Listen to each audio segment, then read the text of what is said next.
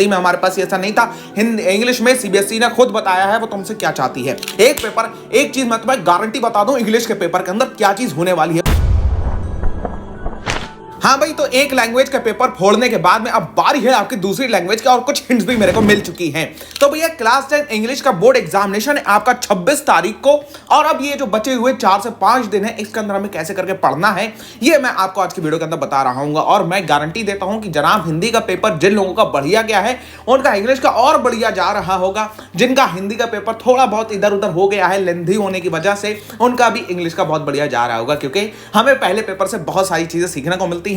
और जो होता है एक हिंट भी हमें मिली है और सीबीएसई ने भी हिंट दी है। तो देखते हैं भैया सीबीएसई क्या बता रही है। तो भाई इंग्लिश के लास्ट 4 दिन है हमारे पास में और हमें स्कोर करना है 98%। अब सबसे पहली बात अपने दिमाग में बिठा लो, 26 फरवरी को आपका बोर्ड का एग्जामिनेशन है इंग्लिश का, कम्युनिकेटिव और इंग्लिश लिटरेचर का। अब सीबीएसई जो होता है, सबसे पहली बात तुम्हारे दिमाग में क्लियर होना चाहिए सीबीएसई तुमसे चाहती क्या है इस पेपर में। हिंदी में हमारे पास ऐसा नहीं था, इंग्लिश में सीबीएसई ने खुद बताया है वो तुमसे क्या चाहती है। देख लो भैया, सबसे पहले तो रीडिंग कंप्रीहेंशन 20 नंबर और राइटिंग 20 और लिटरेचर सबसे ज्यादा मार्क्स 40 मार्क्स। ठीक है, रीडिंग कंप्रीहेंशन में कॉन्सेप्चुअल अंडरस्टैंडिंग सीबीएसई चाहती है, तो चाहती है कि तुम पैराग्राफ को समझ जाओ, उसको डिकोड कर पाओ, उसको एनालाइज कर पाओ, उससे चीजें निकाल पाओ। यानी कि एनालाइज का मतलब एक ग्राफ वाला क्वेश्चन, एक आपका ग्राफ पे बेस्ड क्वेश्चन आएगा, इन्फर करने वाला तो एक डेटाबेस क्वेश्चन जरूर आएगा। आप जो होता है उसके बाद में वोकैबुलरी तो एक वर्ड मीनिंग के ऊपर क्वेश्चन जरूर आएगा। ग्राफ का आपके जो होता है अनसीन पैसेज से, या वो आपका गद्यांश हो यानी जो होता है आपका लिटरेचर वाला हो या पोयम वाला हो, तो इसमें से एक आपको ऐसे करके क्वेश्चन देखने को मिलेंगे, तो टोटल 20 मार्क्स बन जाते हैं। राइटिंग में आपको क्रिएटिव बनना है, ये सीबीएसई सीधा सीधा लिख रही है कि भैया आपको अपने ओपिनियन को क्रिएटिव वे में रीजन करना है, जस्टिफाई करना है, उसको इलस्ट्रेट करना है, स्टाइल आपको होनी चाहिए, टोन होनी चाहिए। तो वो लोग जो कुछ लोग बता देते हैं ना कि भैया लेटर ऐसे चालू कर लेना, ऐसे खत्म कर लेना, उस मार्क्स कट जाएंगे उस बेस पे, अगर सीबीएसई ने जो होता है इस तरीके से उठा लिया आपका। अब उसके बाद में जो होता है आपका लैंग्वेज एंड लिटरेचर, इसके अंदर आपको रिकॉलिंग, रीजनिंग एंड अप्रिशिएटिंग, मतलब रिकॉल कर पाओ आप सारी की सारी चीजें, रीजन दे पाओ कि भैया यहाँ पे ऐसा क्यों हुआ, पोएट ने ऐसी बात क्यों कही, कवि ने ऐसी बात क्यों कही, आपके जो होता है जो स्टोरी थी उसमें ऐसी बात क्यों हुई, लेंचो के साथ ऐसा क्यों हुआ, ये सारी चीजें आप वहां पे बता पाओ। अप्रिशिएट कर पाओ, जहां पे जो चीज सही हुई उसको आप अच्छी तरीके से अप्रिशिएट कर रहे हो, जहां पे गलत हुआ उसको आप खराब बता रहे हो, जस्टिफाई कर रहे हो। आप जो होता है यहाँ पे एक सेंट्रल थीम आप जानते हो पूरे के पूरे चैप्टर की। उसके बाद में आप राइटर्स के मैसेज को समझ पाओ, राइटिंग की फ्लुएंसी आपकी होनी चाहिए, ये 40 मार्क्स कैरी करता है। अब भैया सबसे पहले तो जरा सिलेबस जान लेते हैं, हमारा सिलेबस की ये जो चीजें हैं ये किस बेस में डिवाइडेड हैं। सिलेबस हमारा 2 बेस में डिवाइडेड है। सबसे पहला स्टैटिक पोर्शन है, स्टैटिक पोर्शन की 2-3 चीजें हैं स्टैटिक पोर्शन के अंदर। सीबीएसई का जो सिलेबस होता है इंग्लिश के अंदर, लिटरेचर का स्पेसिफिकली और बाकी पूरे पेपर के अंदर, ये 3 पोर्शन का स्टैटिक पार्ट होता है जो तुम्हें पता होता है कहां से आएगा। लेकिन जो डायनेमिक पोर्शन है वो हमें नहीं पता कहां से आएगा, उसे हमें निकालना है। ये हमारे ऊपर है कि हम कितना ज्यादा उसके ऊपर प्रैक्टिस कर लेते हैं, जैसे हम डायनेमिक पोर्शन में अच्छे मार्क्स स्कोर कर पाए। स्टैटिक पोर्शन के ये जो 55 मार्क्स हैं ये तुम्हारे अपने हाथों में होते हैं, तुम इसे पूरा का पूरे मार्क्स 55/55 स्कोर कर सकते हो। लिटरेचर के और जो होता है आपके लेटर राइटिंग और ग्रामर, ये 3 चीजें आपकी जो होता है स्टैटिक पोर्शन के अंदर आती है। लिटरेचर के 28 चैप्टर, दूसरा लेटर राइटिंग, तीसरा भैया ग्रामर, टोटल ऑफ 55 मार्क्स ही बनते हैं जो कि स्टैटिक पोर्शन के हैं। अब डायनेमिक पोर्शन के अंदर सर क्या आता है, रीडिंग सेक्शन आता है, एनालिटिकल पैरा, ये डायनेमिक पोर्शन का हिस्सा है। कितने मार्क्स बनते हैं, 25 मार्क्स बनते हैं ये आपके।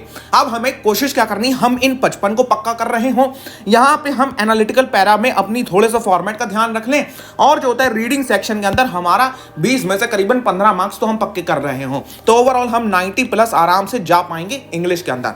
अब कराऊंगा क्या क्या मैं, तो मैं आपको क्या क्या चीजें करा रहा हूँ भैया। देखो 22 फरवरी कल अपने अपने प्रॉमिस के साथ में रेडी हो जाना। मेरे को खाक फर्क नहीं पड़ता तुम्हारा हिंदी का पेपर कैसा गया, अगर अच्छा गया है तो अब इंग्लिश का और अच्छा करना है, हिंदी का थोड़ा बहुत खराब हो गया तो उसकी भरपाई इंग्लिश में टाइम है। एक लैंग्वेज का पेपर है, तुम्हारे हाथ में बहुत सारी चीजें हैं। तो सुबह 11 बजे लिटरेचर की मैराथन में कराऊंगा आपके इसी चैनल के ऊपर, जो कि 2 घंटे के अंदर होगी। सीधा सीधा हम यहाँ पे 40 मार्क्स को टारगेट कर रहे होंगे। अगर लिटरेचर की हर एक कहानी हमारे दिमाग में सेट हो जाए तो हम डायरेक्टली किसकी तैयारी कर रहे हैं, 40 मार्क्स की तैयारी कर रहे हैं कल सुबह 11 बजे से। ठीक है, 12-1 बजे तक मैं आपकी जो होता है कंप्लीट लिटरेचर कराने की कोशिश करूंगा पूरी इंग्लिश के 28 के 28 चैप्टर की स्टोरी आपके दिमाग में, ठीक है। अब 23 फरवरी को हम ग्रामर के ऊपर ध्यान दे रहे होंगे। सर कुछ रिसोर्सेज बता दीजिए, अभी बताते हैं। 24 फरवरी को तुम्हें क्या करना है भैया, ये दोनों चीजों की जो मैराथन वगैरह हो जाएगी इसको तुम्हें रिवाइज करना है। साथ साथ में 24 फरवरी वो दिन होगा जिस दिन तुम एक या दो सैंपल क्वेश्चन पेपर की अकेले बैठ के प्रैक्टिस कर रहे होगे। सैंपल क्वेश्चन पेपर से तुम्हें क्या होगा, हम सैंपल क्वेश्चन पेपर करना है, we are targeting the dynamic portion. Dynamic portion में मेन तुम्हें सैंपल क्वेश्चन पेपर करना है। रीडिंग सेक्शन और एनालिटिकल पैरा को टारगेट करने के लिए 1 से 2 सैंपल क्वेश्चन पेपर आप आराम से करोगे, 2 से 3 भी कर सकते हो, कोई टेंशन नहीं, तुम्हारे ऊपर होता है भैया। उसके बाद में 25 फरवरी को हम यहां पे सारे के सारे पीवाईक्यूज का क्विज करा रहे होंगे, जिससे तुम्हारा फिर से एक चीज हो रही होगी, 40 नंबर पक्के आपका जो होता है ग्रामर भी होगी उसके अंदर। तो भैया ओवरऑल हमारा यहां पे 70 मार्क्स से सीधे सीधे ये क्विज हो रहे होंगे। क्विज से क्या होता है, आपका पूरा का पूरा चैप्टर रिकॉल आ जाएगा और ग्रामर के क्विज से थोड़ी सी आपकी करेक्शन फ्लुएंसी बढ़ जाएगी। 26 फरवरी पेपर वाले दिन सुबह 4 बजे फिर से हम 40 मार्क्स को पक्का करेंगे। ग्रामर की कुछ चीजें मैं आपको बताऊंगा, टिप्स वगैरह बताऊंगा और आप गुड टू गो होगे आपके बोर्ड एग्जामिनेशन के लिए। अब अगले जो 4 दिन है भैया जिसका बोर्ड एग्जामिनेशन बढ़िया गया है, ज्यादा खुश होने की जरूरत नहीं है, क्योंकि अगर एक भी बोर्ड एग्जामिनेशन बिगड़ गया तो बाकी सारी परसेंटेज पे उसका फर्क पड़ता है, फिर दूसरे में ज्यादा मेहनत करनी पड़ती है। अब हिंदी का जिनका थोड़ा बहुत पेपर छूट गया है, एक चीज मैं तुम्हें गारंटी बता दूं, इंग्लिश के पेपर के अंदर क्या चीज होने वाली है, पेपर लेंदी होने वाला है, सीधी बात है। उसके लिए प्रिपेयर रहो, क्योंकि हिंदी का पेपर जिस हिसाब से मैंने देखा है आपके प्रीवियस ईयर से, उसमें क्वेश्चन लेंदी पने के ज्यादा थे।